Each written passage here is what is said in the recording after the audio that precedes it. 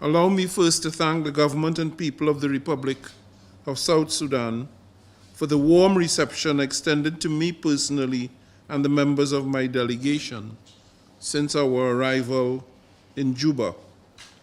My appreciation also goes to the leadership and staff of the Department of Peace Operations and other departments in the new UN mission in South Sudan, UNMISS, and the UN family in the Republic of South Sudan for facilitating a very comprehensive program for my visit.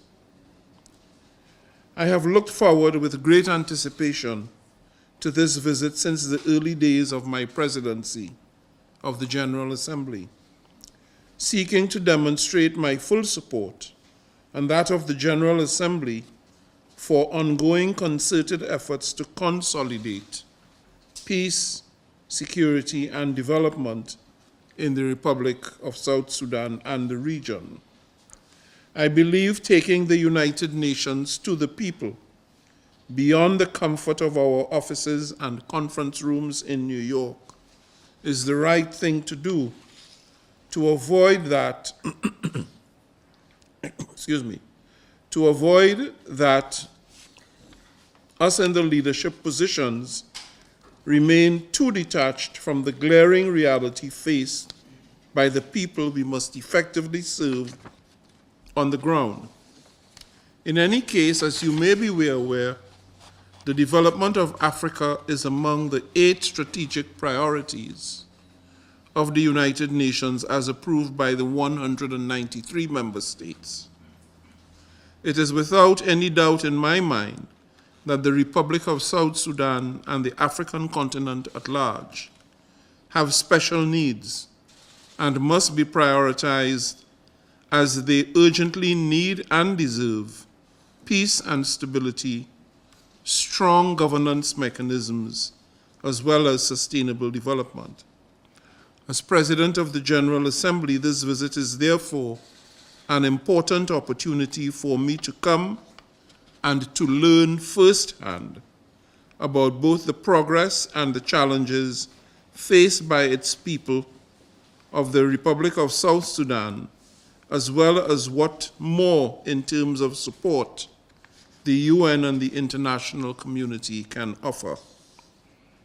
As we all know, the Republic of Sudan is the UN's newest member, admitted in 2011 by the General Assembly at an historic moment of solidarity, entrenching the country into the community of peace-loving nations with equal rights and responsibilities, and in turn, enhancing the values and principles enshrined in the UN Charter. Since independence, the Republic of South Sudan has undoubtedly faced challenges, but has persevered and in recent years made significant progress in its effort to build lasting peace and achieve sustainable development. A trajectory which, as I said, that has not been without its challenges, because peace and security challenges persist, including persistent intercommunal conflict and the risk of spillover from Sudan. As a result, humanitarian needs are soaring. The Republic of Sudan also finds itself on the front lines of climate change, amid the worsening impacts of flooding and drought and their myriad implications for vulnerability. For these reasons, I express my fullest support to the revitalized agreement on the resolution of the conflict in South Sudan, forged in 2018, thanks to the efforts of the South Sudan's leadership, with support from the United Nations, the African Union, and its sub-regional bodies, as well as other partners.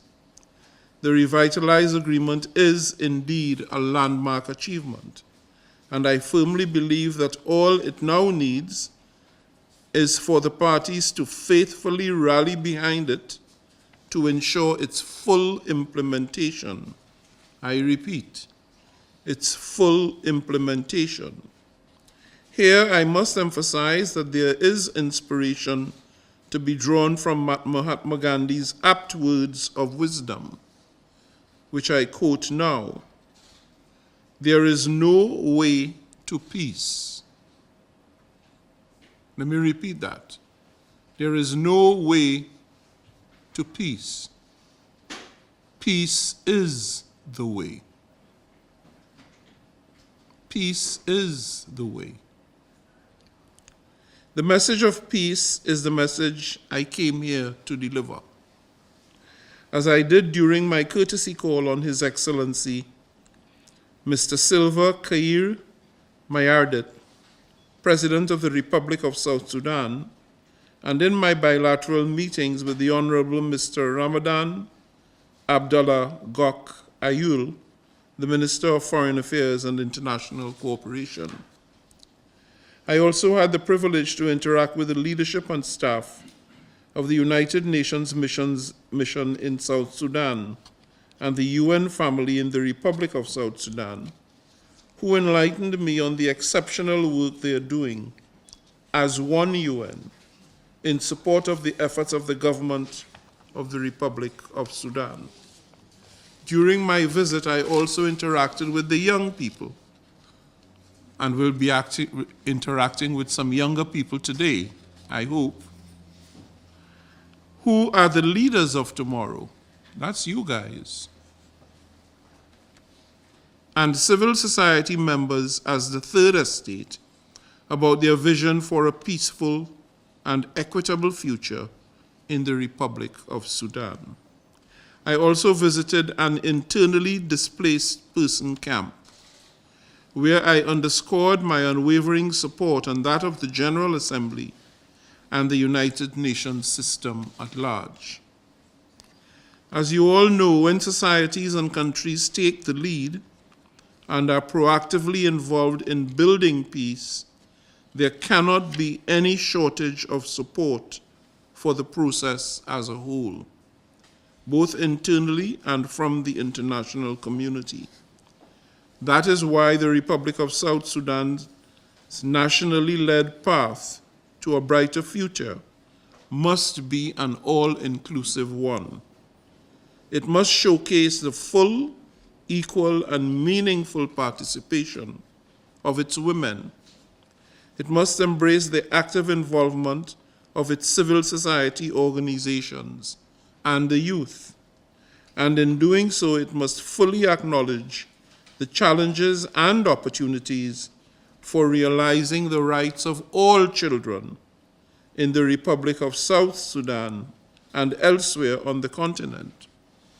Children like you.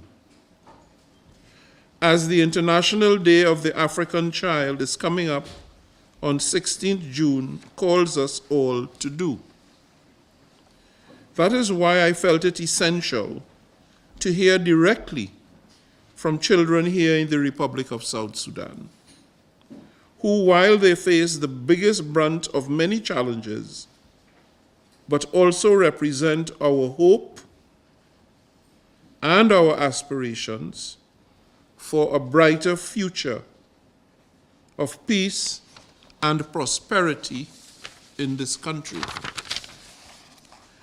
Given the theme of the Day of the African Child, and that its focus is on galvanizing support for the right to education, it is important to note that the Republic of South Sudan has one of the youngest and most vibrant populations. But sadly, 70% of children are not in school. They are missing out on learning and empowerment because of prolonged conflict, the climate crisis, displacement, poverty, and many other reasons. This affects their right to development, excludes them from future work opportunities, and exposes them to further violence, abuse, and exploitation. It puts at risk not only their future, but also the firm foundation of the country itself. Here I must commend the UN family efforts in doing its utmost to enhance access to education for all children across the Republic of South Sudan, including in renovating and building classrooms, training teachers, and distributing textbooks. This reflects the true mission of the United Nations and also positively reflects on the General Assembly's commitment to children's right to education as a viable means in building societies grounded on respecting and promoting human rights, the rule of law, and tolerance, and addressing the root causes of conflict. Dear friends, let me end by saying that if there is one key and overarching message I came to deliver during my visit, it is this: the United Nations system and the General Assembly, which I lead, firmly stands behind the people of the Republic of South Sudan.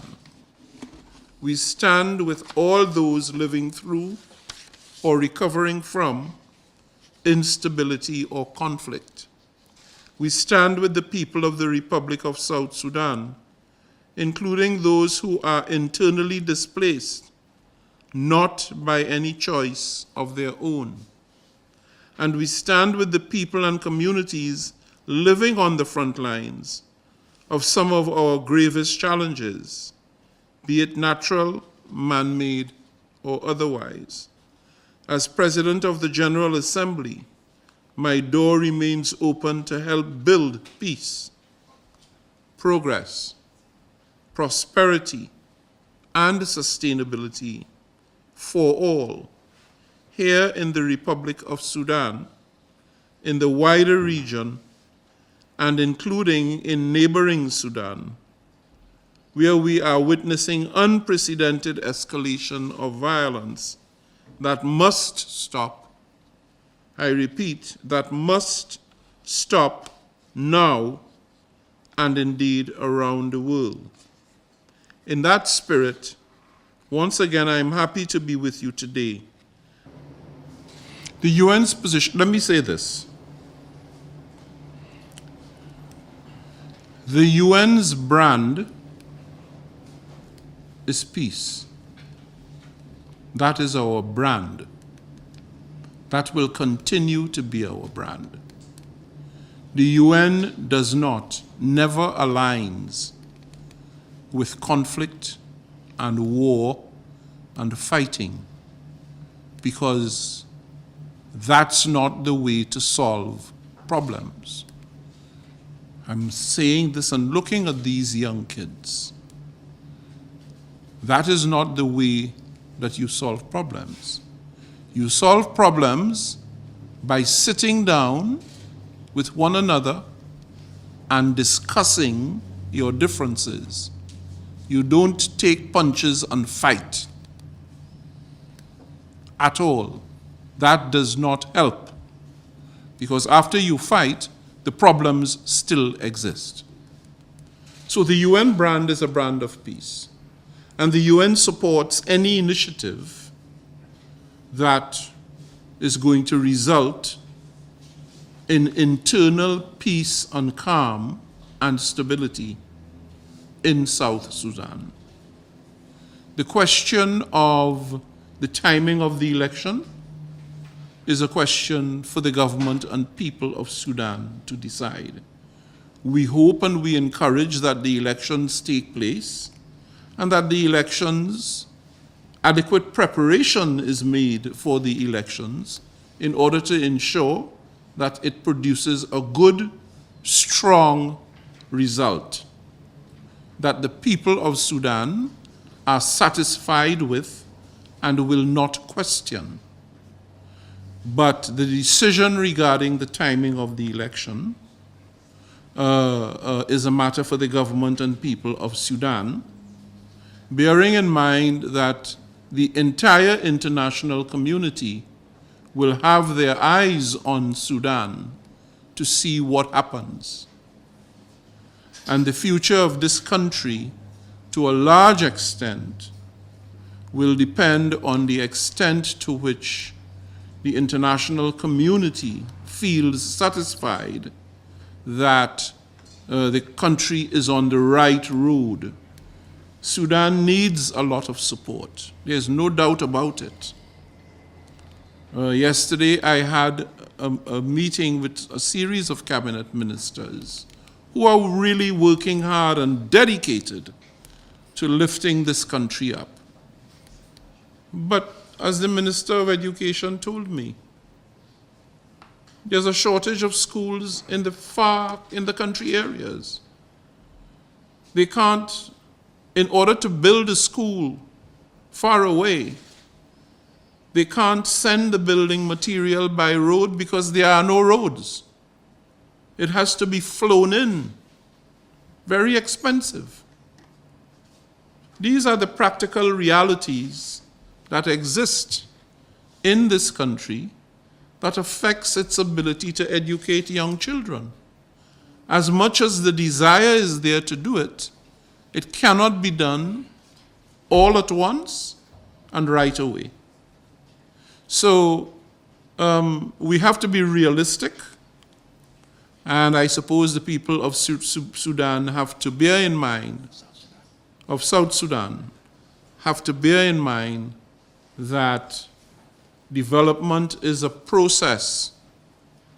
You don't get up tomorrow morning and everything is fine. It takes hard work and dedication. Democracy is several things. It's an attitude. It's a way of life. And it's a process. Okay? Now, the premise of your question seems to be that you have some doubt or question about South Sudan's ability, never having done it before, to organize and hold a credible election.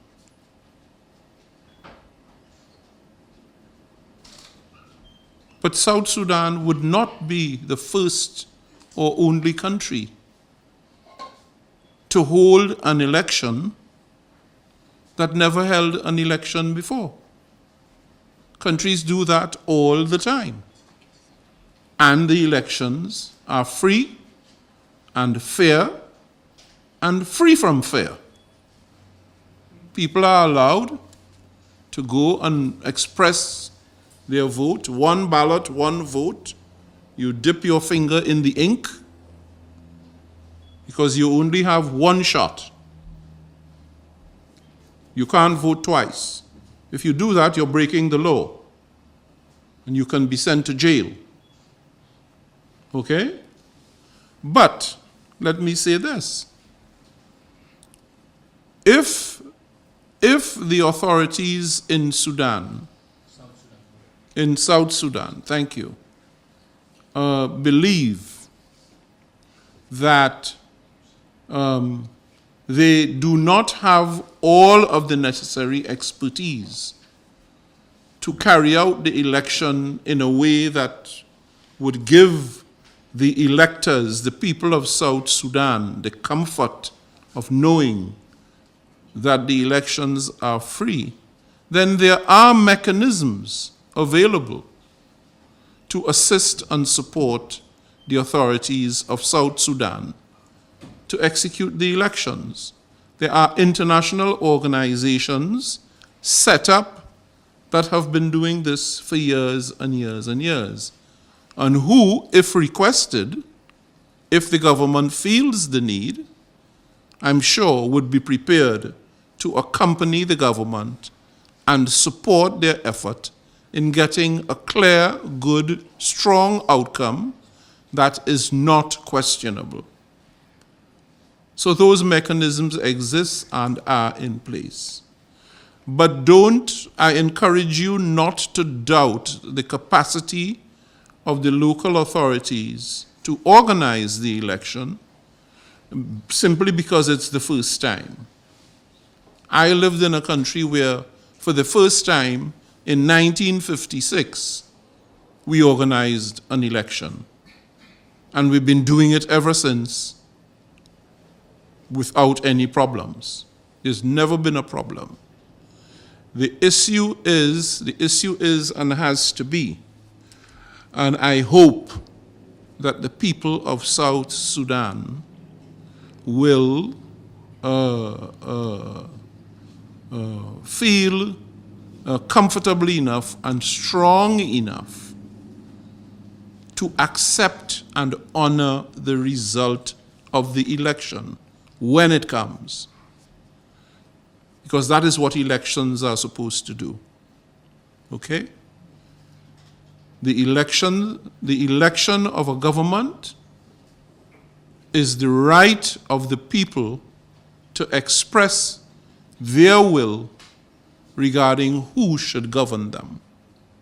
That is their constitutional right. Okay? So, not because the political party that you like may not have won, that should not cause you to say irresponsibly that the election was rigged. That is not proper. So, the mechanisms are there. It is for the electoral authorities of South Sudan to make those decisions regarding whether it needs any external support.